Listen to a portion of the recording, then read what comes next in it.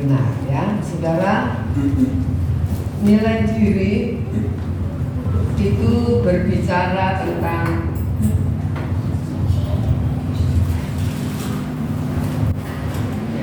nilai diri itu bicara tentang standar keunggulan ya, standar keunggulan kita sebagai manusia, bicara tentang kemuliaan ya, bicara juga tentang martabat ya, martabat saudara.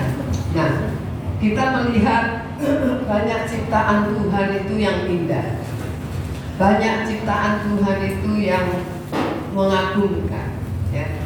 Tapi kita belajar saudara bahwa binatang ya, binatang yang lucu itu, secantik apapun, seindah apapun ya, secantik apapun, tidak memiliki nilai seperti manusia ya. Manusia adalah makhluk ciptaan yang paling tinggi. Kenapa? Sebab manusia diciptakan segambar dengan Allah. Manusia diciptakan segambar dengan Allah. Bahkan manusia disetting, dirancang, direncanakan untuk menjadi serupa dengan Allah. Jadi bukan hanya segambar, tetapi manusia juga dirancang untuk menjadi serupa dengan Allah. Dan kita tahu saudara, nilai diri manusia itu berada di dalam, terletak pada keberadaannya yang serupa dengan Allah. Jadi bukan karena orang itu cantik, bukan karena dia ganteng ya. Di hadapan Allah kita sudah belajar itu tidak ada nilainya, tidak ada nilainya dikatakan. Tapi keberadaannya itu yang bernilai. Keberadaan manusia yang serupa dengan Allah itulah yang bernilai. Jadi bukan serupa dengan yang lain, tetapi serupa dengan Allah. Kita akan melihat saudara di dalam Roma 3 ayat yang ke-23. Roma 3 ayat yang ke-23.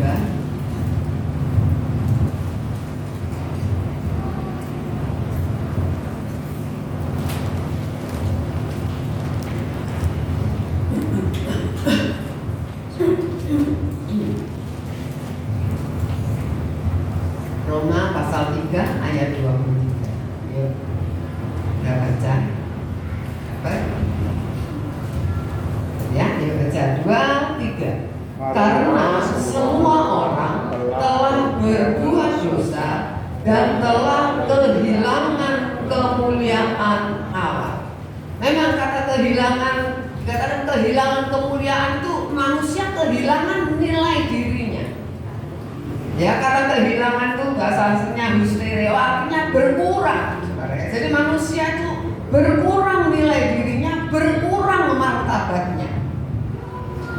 Saudara, kita tahu bahwa keselamatan di dalam Tuhan kita Yesus Kristus ya. Keselamatan di dalam Tuhan kita Yesus Kristus saudara, itu Tuhan itu datang ke dunia untuk atau bertujuan mengembalikan standar awal itu yang sudah berkurang, bahkan mungkin ada yang hilang sama sekali saudara. Dan kita melihat keberadaan seperti Allah itu harus menjadi tujuan. Kehilangan kemuliaan membuat standar manusia itu turun, membuat nilai diri manusia itu turun, membuat martabat manusia itu turun. Ini yang Tuhan Yesus mau kembalikan. Turunnya bagaimana? Hidup manusia, hidup, lahir, hidup hanya untuk makan, minum, mati, meninggal. Ya. Hanya itu, saudara. Jadi keberadaan seperti Allah itu tidak pernah mereka pikirkan. Ya. Coba kalau saya mau tanya, selama ini yang paling membebani pikiran saudara apa? Ini kan? Betul nggak? Ini kan, saudara? Bagaimana saudara banting tulang istri orang? Untuk apa? Bekerja banting tulang. Untuk makan, untuk bisa makan. untuk bisa beli sesuatu.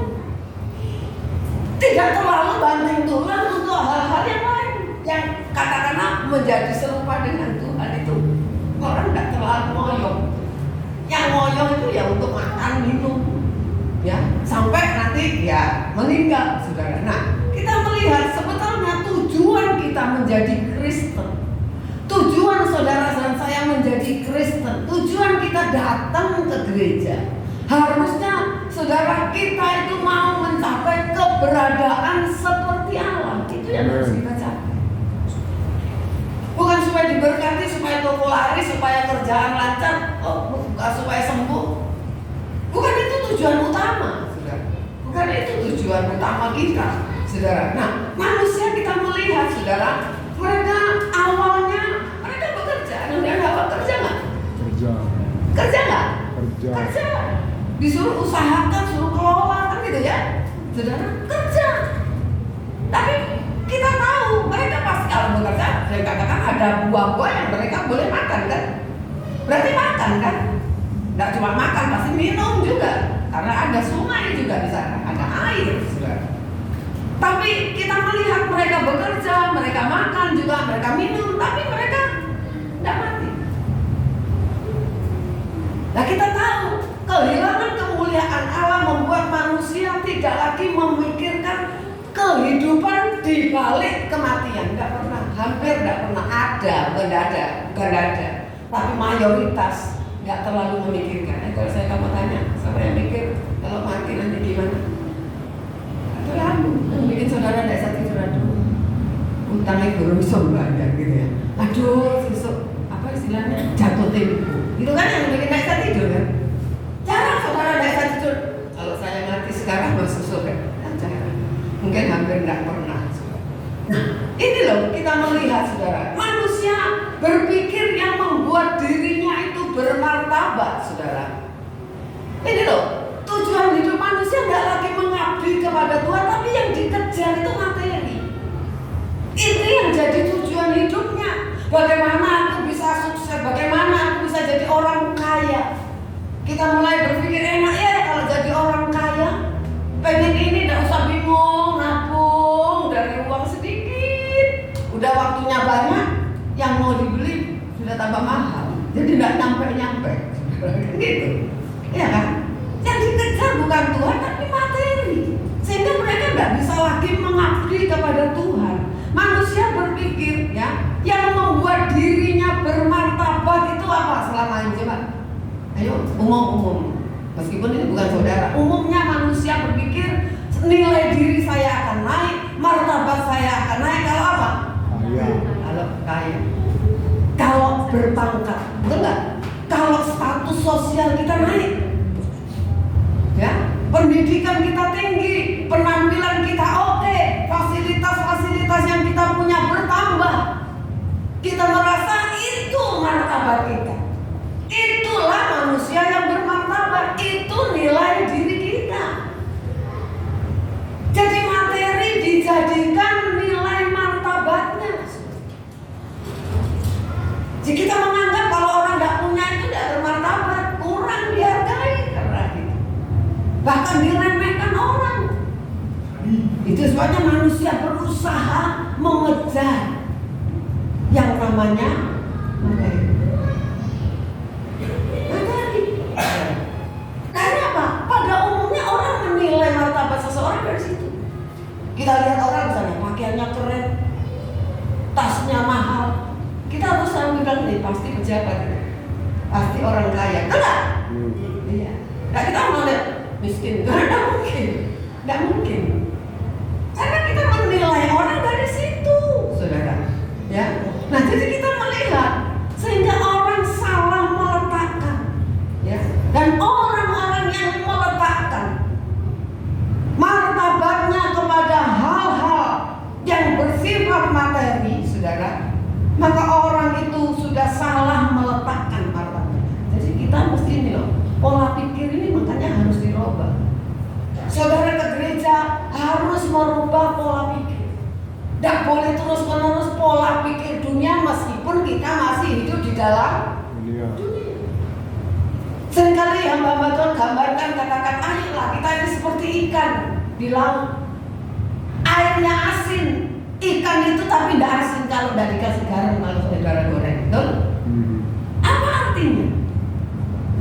Ayo kita jadi orang yang tinggal di dalam dunia, tapi jangan pengaruh dunia itu masuk ke kita, sehingga kita menjadi orang Kristen, tapi orang Kristen duniawi, bukan surgawi.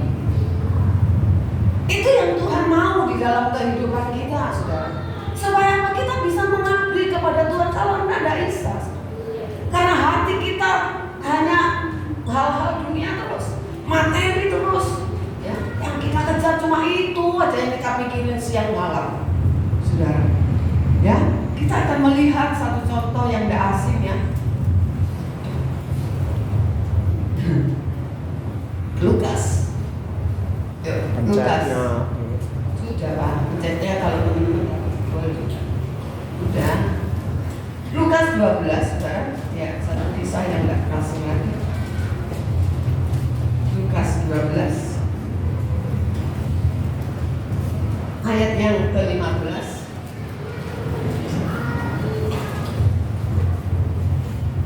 Oh iya, ya, ini sudah saya ngomong tadi, ya. Yesus datang ke dunia untuk mengembalikan manusia kepada standar awal, ya. Ayo, Lukas 12 ayatnya yang ke-15 sampai 19.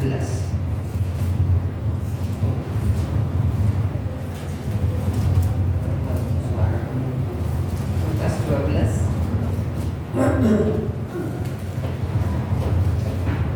Kita akan gantian baca, ya. Saya baca dulu, kemudian saudara ayat yang benar, ya. Lukas 12 ayat 15, jangan langsung ditutup, ya, nanti kita buka. Dapat? Ya, saya baca ayat 15, saudara 16, saya 17, selanjutnya, ya. Lukas 12 ayat 15. Katanya lagi kepada mereka, berjaga-jagalah dan waspadalah terhadap segala ketamaan.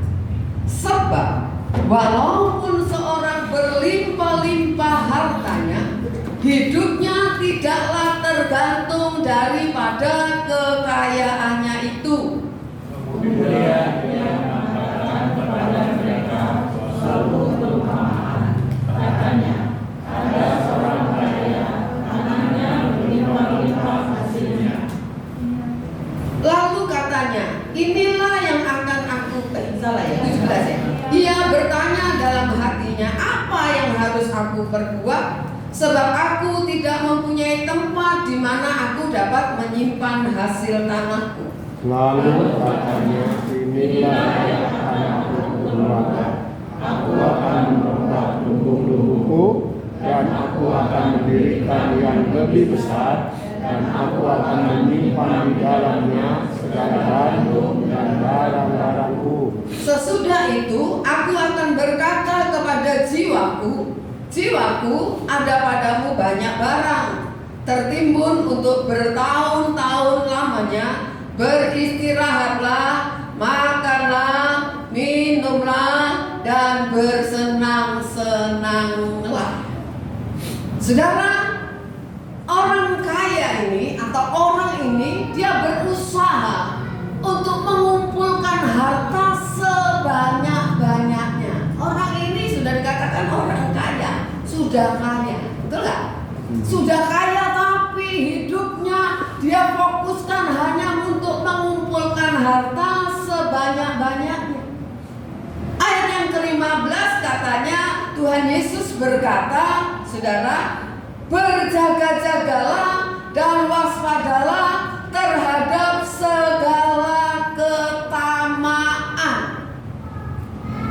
Orang yang tamak itu orang yang tidak pernah bisa berkata cukup,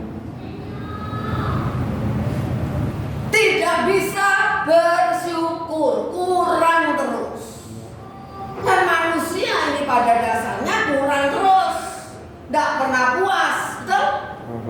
Ada yang bilang ini, oh udah tabunganku 100 juta cukup dah, nyantai dah gitu. Enggak, ini harus kaya-kaya dulu, betul? Sampai dikatakan bertahun-tahun, saudara, bukan cuma setahun, bertahun-tahun. Nah itu baru istirahat. Tapi bertahun-tahun. Nah, firman Allah katakan hati-hati, waspada ya pada segala jenis ketamaan. Sebab apa dikatakan? Walaupun seorang berlimpah-limpah hartanya, hidupnya tidak tergantung pada kekayaannya itu.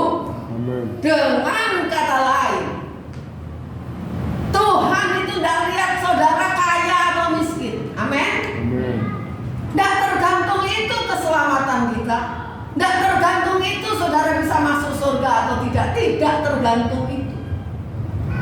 Itu yang firman Allah katakan, saudara.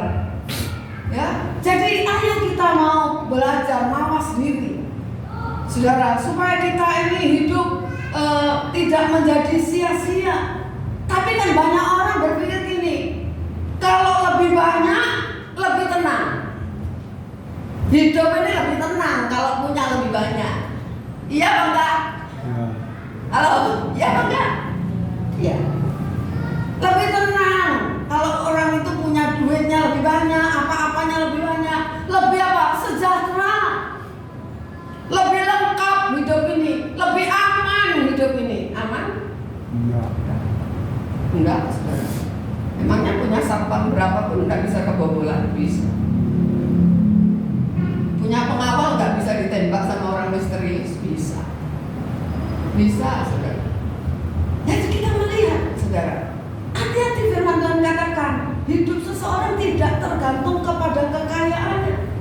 Kita akan melihat apa yang terjadi dengan orang kaya ini, saudara.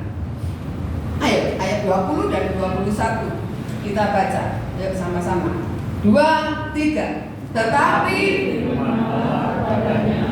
Hai engkau orang bodoh, pada malam ini juga jiwamu akan diambil daripadamu, dan apa yang telah kau sediakan Untuk siapa tahu, demikianlah jadinya dengan orang yang mengumpulkan harta bagi dirinya sendiri, jikalau dia tidak kaya di hadapan Allah. saudara, kita lihat ya, orang ini kaya raya. Bukan cuma kaya raya. Sebab dikatakan dia taruh hartanya bisa dinikmati bertahun-tahun. Tidak dibilang bertahun-tahun itu ya lama. Tidak dibilang cuma 10 tahun atau bertahun-tahun. Dia bilang makan, minum, senang-senang aja wes. Udah nikmati hidup ini dengan segala jerih lelah yang aku sudah raih. Firman Tuhan katakan ayat 20, tetapi firman Allah kepada orang kaya itu, hai engkau orang bodoh, pada malam ini juga jiwamu akan diambil daripadamu. Apa yang telah kau sediakan untuk siapa itu nanti? Mungkin orang yang berdalih akan jawab ini, ya untuk anak istri dong. Ya kan? Untuk anak istri dong. Saudara, kalau anaknya nggak bisa kelola,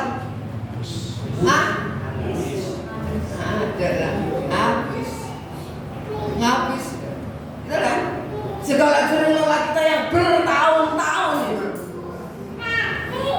bisa habis dalam sekejap. Ya, saudara, itu kalau untuk anak. Kalau terjadi sesuatu, kebakaran, habis juga dalam sekejap. Betul? Ya, saudara. Nah kita lihat orang ini pulang dalam kemiskinan. Ya, ayat 21 katakan demikian jadinya dengan orang yang mengumpulkan harta bagi dirinya sendiri, jikalau ia tidak kaya di hadapan Allah. Kalau dibilang tidak kaya kan berarti dia miskin. Saudara, jadi dia pulang di dalam kemiskinan, saudara. Ya, kita mesti hati-hati keadaan ini. Kenapa dia demikian, saudara? Ya pengertiannya dibutakan oleh iblis. Cara berpikirnya dibutakan oleh iblis. Nah banyak orang seperti ini. Ya baik yang kaya, baik yang tidak kaya, banyak orang dibutakan pengertiannya oleh iblis. sadari pengertian yang dibutakan itu menggiring dia kepada kebinasaan. Yang orang berpikir gini, apa salahnya jadi kaya? Tidak salah. Tidak salah jadi kaya, saudara. Ya kan? Tidak salah. Bukan berarti kita tidak butuh. Oh kalau gitu jadi orang Kristen ya diam-diam aja, nggak usah pinter-pinter sekolah, pokoknya sekolah, kerja ya asal kerja males-malesan, yang penting ya bisa makan sepiring. Bukan begitu, ya. Bukan berarti tidak butuh saudara harus boleh jadi orang bergelar, sarjana kah, apakah? Jadi orang yang punya pangkat, jadi orang yang punya ekonomi yang baik, punya fasilitas, punya penampilan yang baik, boleh, bukan tidak boleh. Jangan ada yang gereja ke sini dan transferan, ya toh, pakai piyama, kan gitu. Uish, ya, nggak apa-apa bel berdua, ya, saudara. Jadi kita melihat, saudara, ya boleh saudara jadi orang kaya boleh. Jadi orang berpenampilan menarik boleh, jadi orang punya kedudukan tinggi boleh, punya gelar yang banyak boleh. Tapi ada tapinya. Jangan jadikan itu nilai dirimu, nilai diriku, martabatku, martabatmu, jangan.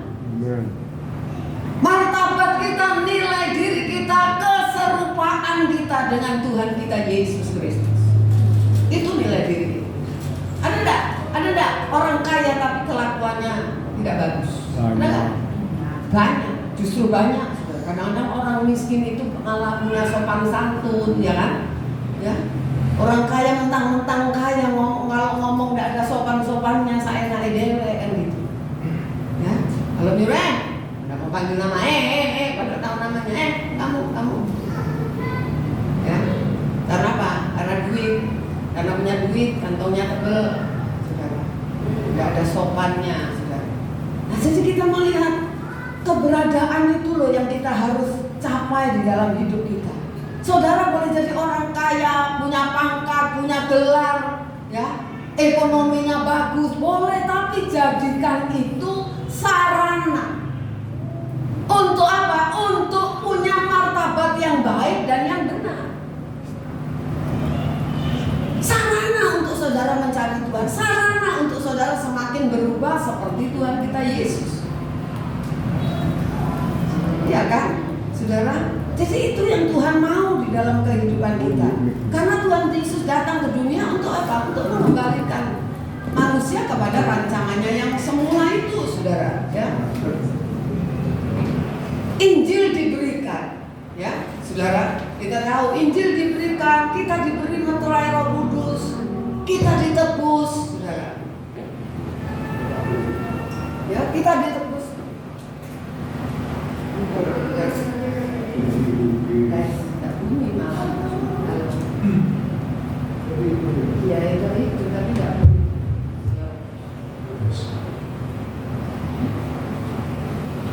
Ya, saudara. Jadi kita mesti ingat Tuhan Yesus sudah menebus saudara dari cengkeramannya setan, cengkeramannya iblis. Kemudian apa? Untuk apa sih Tuhan Yesus itu ada di dunia? Selain menebus kita, kasih ajaran. Dikatakan dia ke desa, dia ke kota, memberitakan firman Tuhan. Dia berkata kerajaan Allah sudah dekat, ayo untuk mengerti, saudara. Kemudian apa lagi? Tuhan juga menggarap kita dengan segala peristiwa yang terjadi dalam hidup kita. Makanya katakan, hadapi dan lawan masalah. Selama kita masih hidup, kita hadapi masalah. Kita ada masalah, tapi hadapi dengan respon yang benar. Seringkali kita menghadapi dengan respon yang tidak benar, kan? Lebih banyak. Ya, saya bilang kepada seseorang, saya katakan kalau ada SMS yang ngata-ngatain, lawan dengan perkataan yang baik. Gak usah sana bilang goblok, kita bilang bajingan kamu ala-lapo. Enggak, saudara. Goblok kamu, puji Tuhan, kamu memang pintar, aku tahu aku goblok, kamu yang pintar, gitu aja. Ya kan? Lawan dengan cara gitu.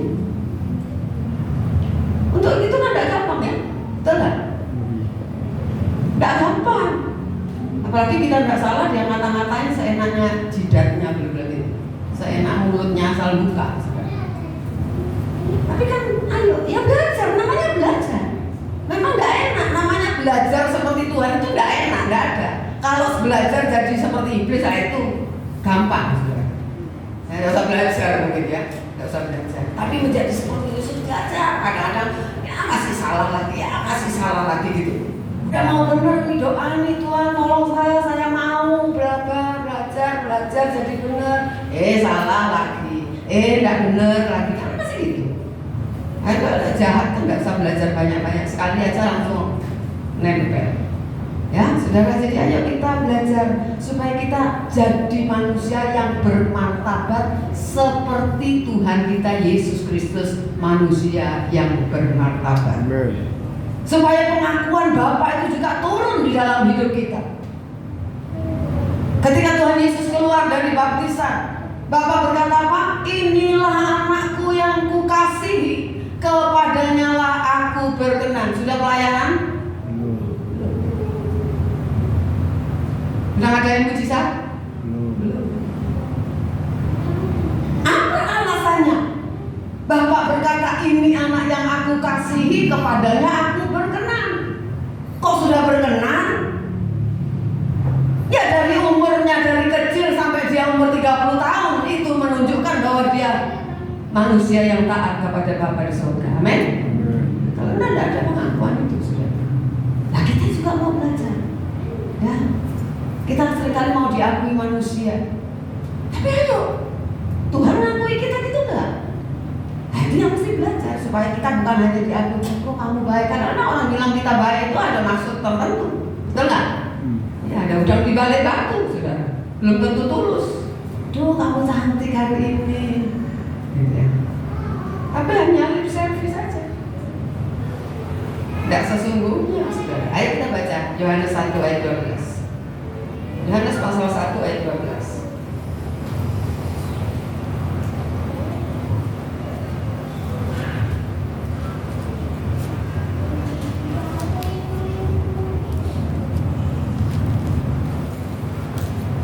Ya, Yohanes 1 ayat 12 kita baca sama-sama. 2, 3. Tetapi semua orang diberinya kuasa supaya menjadi anak-anak Allah, yaitu mereka yang percaya dalam namanya. Tetapi semua orang yang menerimanya, menerima siapa? Tuhan Yesus. Menerima Tuhan Yesus. Bukan cuma mengaku, percaya, bukan cuma itu, menerima. Lain kan? Mengaku dengan ditambah menerima itu lain.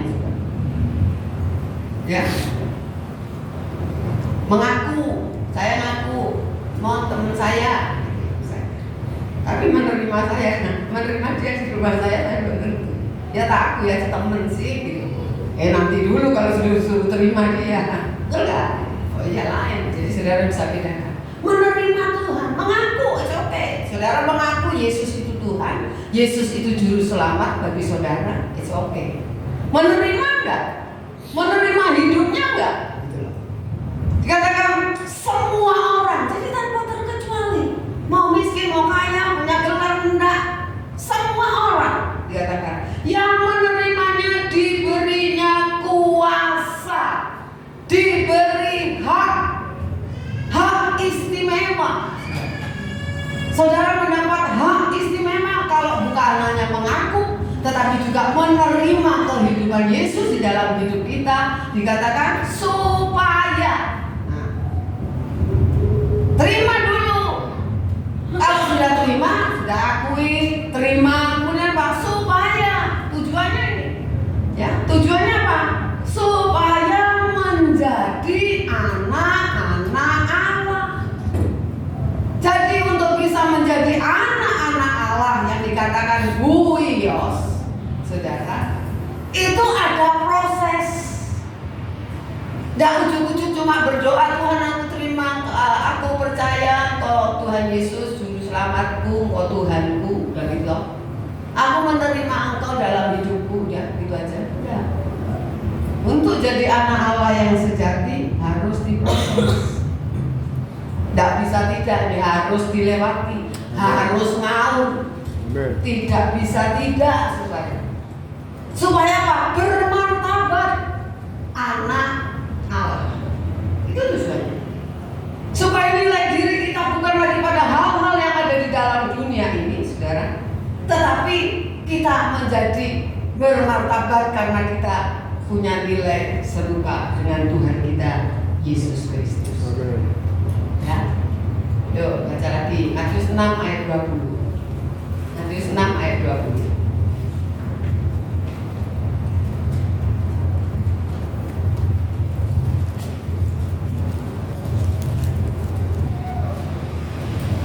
Ayat 19 ya, mulai 19.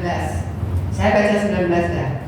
Terus sama-sama aja supaya saudara baca juga, telinga kita sendiri mendengar. Yuk. Pak. Ayo baca ayat 19 ya. 2, 3. Janganlah kamu mengumpulkan harta di bumi menggunakan cara merusakkannya dan pencuri membongkar serta mencurinya. Tetapi kumpulkanlah harta di sorga mengingat dan cara tidak merusakkannya dan pencuri tidak membongkar serta mencurinya. Jelas dikatakan, jangan kamu mengumpulkan harta di bumi, tapi kumpulkan harta di sorga. Dengan kata lain gini loh, kamu kalau bekerja, kalau kamu semakin ekonomimu baik, kamu punya kedudukan, kamu begini hal yang baik-baik ya, yang sukses.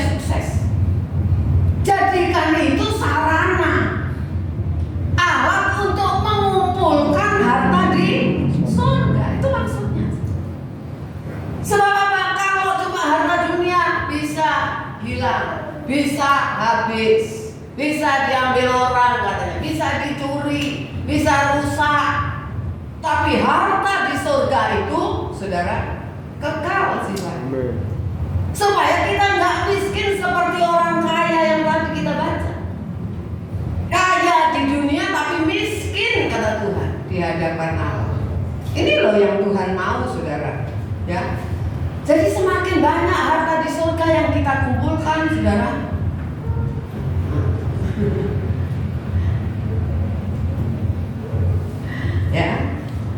Ya semakin banyak dikumpulkan, semakin kita kaya di surga. Betul nggak? Halo? Nabungnya kan di surga. Ya nanti di surga saudara kaya, bukan saudara orang miskin di sana. Karena orang miskin tidak mungkin masuk surga. Tidak pernah punya harta apa-apa di surga, tidak pernah ngumpulin apa-apa, saudara ya. Jadi semakin kita mengumpulkan harta di surga, semakin nilai diri kita semakin naik di hadapan Tuhan. Tidak bisa. Semakin naik di hadapan Tuhan, ya saudara, martabat kita semakin benar. Jadi harta duniawi ini harus dilepaskan. Bukan dijualin semua, bukan. Dilepaskan itu artinya jangan, boleh punya banyak, boleh. Kaya raya boleh, jadi miliarder boleh, jadi konglomerat boleh, tidak dilarang. Sangat boleh. Sebab dengan saudara punya uang lebih banyak, saudara bisa memberi orang. Kalau diri sendiri mau makan udah bingung, mau kasih orang udah bingung juga, betul nggak? Ada hamba Tuhan berkata gini, bagi Tuhan, seorang kondektur dengan seorang direktur mana lebih bisa gampang dipakai Tuhan? Lebih efektif maksudnya, lebih efektif yang mana? Direktur punya kedudukan, kalau ngomong orang percaya, betul nggak? Kondektur kalau ngomong kadang-kadang orang nggak percaya, betul nggak? Iya, dia direktur mau cari teman direktur, menginjili yang direktur bisa. Kondektur datang ke direktur mau injili, siapa? Lupa, gitu ya. Jadi orang kaya itu nggak salah. Supaya saudara jangan jadi orang kaya enak seperti Lukas tadi. Semua untukku. Aku masih kurang terus itu kurang, saudara. Ayo, benar nggak? Bisa Misalnya di antara kita, maaf ya, saya tidak nunjuk siapa-siapa. Katakanlah ada orang yang katakanlah paling dibanding yang lain. Kalau tanyain kamu, kira-kira saya kurang kaya nggak? Kurang, betul nggak? Halo, betul nggak? Masih udah punya 5 rumah, masih kurang, saudara. Kurang ini nanti, belum punya villa di Batu, belum punya apartemen, pokoknya kurang terus. Nggak pernah bilang cukup, saudara. Jadi kita harus kaya di sorga, saudara. Karena itu loh, ya. Itu loh, saudara jangan terikat, punya, semua punya, banyak boleh, tapi jangan terikat. Jangan tambah banyak, tambah terikat, tambah naleni saudara sampai saudara tidak bisa bergerak apa-apa. Ya, saudara, kita mesti hati-hati. Jadi orang yang membanggakan materi yang dimilikinya itu orang yang miskin, saudara. Secara rohani miskin. Kebanggaan dirinya bukan Tuhan, tapi apa yang dia raih. Nah, saudara, itu orang yang miskin. Sebab bagi dia hal-hal yang fana itu martabatnya, itu nilai dirinya, saudara ya. Jadi orang yang demikian itu sukanya. Ciri-ciri orang seperti itu, saudara. Ya, suka memanfaatkan apapun untuk kepentingan diri. Yang penting aku untung, nggak mikir orang itu tak rugi, nggak rugi. Ada nggak orang kayak gitu? Ada. Dan banyak mungkin. Yang penting gua untung. Lu jebol bayarnya nggak tahu urusanmu. Yang penting aku untung. Nah ini. Bahkan orang seperti itu saudara bisa memanfaatkan Tuhan untuk kepentingannya. Nah, martabat yang dibangun dari keindahan dunia itu hanya fata morgana. Tahu fata morgana? Tahu fata morgana? Kalau saudara ada di padang pasir atau di jalan nih, ya kalau siang, saudara pernah lihat ada air tergenang di kejauhan? Kalau didekati ada airnya, itu fata morgana. Saudara, kelihatannya ada, tapi setelah didekati tidak ada. Saudara, siapa yang pernah melihat orang yang ada di ICU yang sudah megah-megah di ICU? Pernah? Siapa yang pernah lihat? Pernah? Pernah. Nah, kalau saudara pernah lihat, saya mau tanya, semua dilepas nggak? Mau cincin, berlian, kalung, berlian, arloji, Rolex mungkin, apa saja dilepas nggak? Dilepas, diganti apa bajunya? Nah, baju selembar yang ini ditutup itu diganti itu, betul ya? Ganti itu. Nah kalau sudah begitu tuh, apa yang dia raih semua dilepas.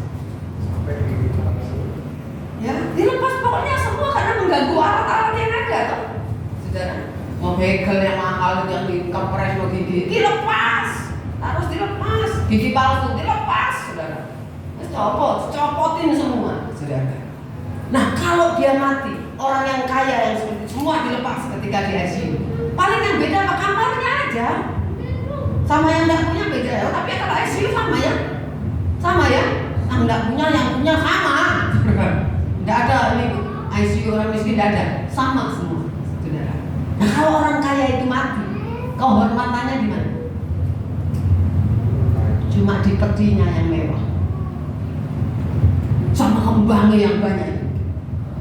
Wow, ucapan sampai bisa 2 kilo. Wow, ucapannya, saudara. Ya, ya betul ya? Iya, saudara. Banyak banget. Ya itu loh, kemewahannya cuma petinya yang mahal. Mungkin bisa miliar, bisa. Kalau namanya orang kaya, miliar bisa. Nah itu kan fata morgana. Kosong semua, nol semua. Saudara harus kerja rajin, harus. Tapi jangan lupakan Tuhan, sumber segala berkat. Amin. Amin.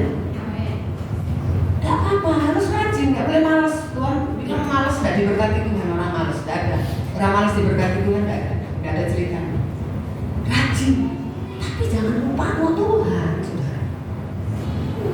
Seringkali kan kalau kita kurang rajinnya cari duit tambah, terus apa yang dikurang? Apa yang dikurang? Halo, jawab, apanya yang dikurang? Mana kok geremung? Apanya yang dikurangi? Waktu hanya dikurangi. Ya, mungkin biasanya suka doa, waktu susah doa. Ya, sudah enak, mau nggak sempet tante mau berdoa, apa ya, sibuk, mau gereja, waduh kalau minggu itu rame toko, nggak bisa ditinggal, ya ditonton atau ditinggal ya dijarah orang, nah gitu, kan itu yang sering kali ya, jadi tutup serapat digembok, kan gitu, ya, ayolah saudara, kita lupa bahwa yang memberkati kita itu Tuhan. Krisis. Nah, tapi Kristus kan katanya krisis kita tetap, kita ngalami krisis. Tapi saya mau tanya, saudara di tengah krisis bisa ngalami mujizat Tuhan enggak? Justru di tengah krisis saudara melihat Tuhan itu bekerja. Saudara baca tuh, Elia lagi krisis enggak dikasih makan burung? Krisis. Janda Sarfat. Kalau kaya raya enggak kelihatan, betul enggak? Enggak kelihatan pengalamannya Tuhan itu menolong, enggak terasa. Meskipun Tuhan menolong, tapi enggak terasa. Dia merasa ini hasil kerjaku, betul enggak? Iya. Tapi kalau krisis udah banting tulang, udah meres keringat diperes. Kalau bilang mungkin saya udah diperes. Apalagi Tuhan, aku enggak tahu lagi. Ya itu loh waktunya kita. Tuhan, aku enggak tahu harus bagaimana. Amin. Amin. Ya. Saya mau ngomong seseorang jemaat di sini, saya nggak perlu sebut namanya. Aduh, bosennya anak mau sekolah, mau ini, ya kan gitu ya, pusing kepala. Jangan pusing-pusing, saudara. Yang penting kamu kerja. Kamu punya Tuhan kan? Saya bilang gini, kalau saya dibanding kamu sih punya toko, kamu sih punya usaha, lah gua dodol es batu, dolek dulu waktu zaman ya kan? Es batu itu berapa? Zaman itu sekarang 500 cuma.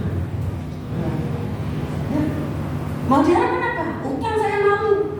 Saya ngajari jemaat jangan berutang, saya jadi utang, apalagi kita tambahin lagi tidak bayar. Tambah bikin malu, bukan cuma bikin malu jemaat, bikin malu Tuhan. Kenapa saudara? Mengandalkan keluarga saya. Saya bilang malah sama Aaron, jangan pernah minta uang sama Pak, kecuali dikasih. Iya benar. Tapi waktunya bayar kuliah ada. Lo Aaron kuliah kan di Santos. Ya kan? Ya biayanya double. Sama-sama kos. Dari mana? Kalau mau mikir ini pecah kepalanya saya nggak mau mikir. Pokoknya Tuhan cukup. Saya sudah bilang sama Aaron, kalau kamu diterima di Petra, satu hal yang kamu harus pegang, Tuhan pasti nyukupi. Ya, caranya nggak tahu, mama nggak tahu, nggak usah dipikirin caranya. Bikin kepala kita pusing, kita nggak tahu. Jangan ngajari Tuhan, amin. Amin. Kita kan suka ngajari Tuhan dan suka janji-janji ke Tuhan dan bohong gitu. Tuhan, kalau Tuhan berkati saya ini nanti saya sudah diberkati ganti apa tadi? Nah, itu udah garis. Gak ada tidak ada titik-titiknya. Ayo, kalian tahu keadaan sekarang semakin sulit. Tapi tidak ada yang sulit kan bagi Tuhan. Amin. Kita sering kata tidak ada yang mustahil bagi Tuhan. Nah, itu praktek no. Sebenarnya saudara punya pengalaman, amin. Jangan andalkan siapa, jangan andalkan anak, jangan andalkan siapa anak punya urusan sendiri-sendiri. Saya tidak pernah andalkan Aaron, andalkan bikin enggak.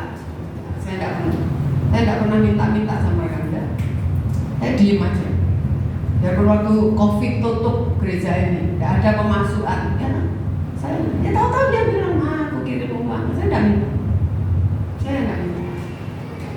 Ayo, jangan lagi, mama kurang uang, bisa nggak transfer? Loh, bilang aja Tuhan, aku tidak ada yang dipanggilkan Tuhan, gitu loh.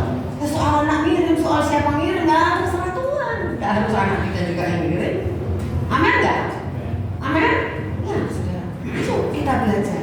Ayo kita alami Tuhan. Ayo, mujizat itu masih ada memang, masih nyata, saudara. Persoalannya seringkali kita yang membatasi Tuhan karena kita tidak punya iman kepada Tuhan. Iman kita hanya ketika kantong kita tebal, ketika kantong mulai tipis kita mulai bingung. Tuhan ini nolong enggak ya? Tuhan nolong enggak ya? Makanya mujizat tidak terjadi dalam hidup kita. Yuk kita belajar, saudara, letakkan nilai diri kita, martabat kita dengan benar. Bukan pada harta, bukan pada fasilitas, bukan pada kedudukan, bukan pada apapun yang ada di dunia, tapi keberadaan kita karena kita semakin serupa dengan Tuhan. Amin. Ya, saudara. Yuk, Tuhan tolong kita semua ya. Tuhan pasti tolong ya. Karena janji ya dan amin. Tuhan memberkati. Dan nantikan pujian kita pada siang engkau. Ya, supaya kita bukan hanya nyanyi tapi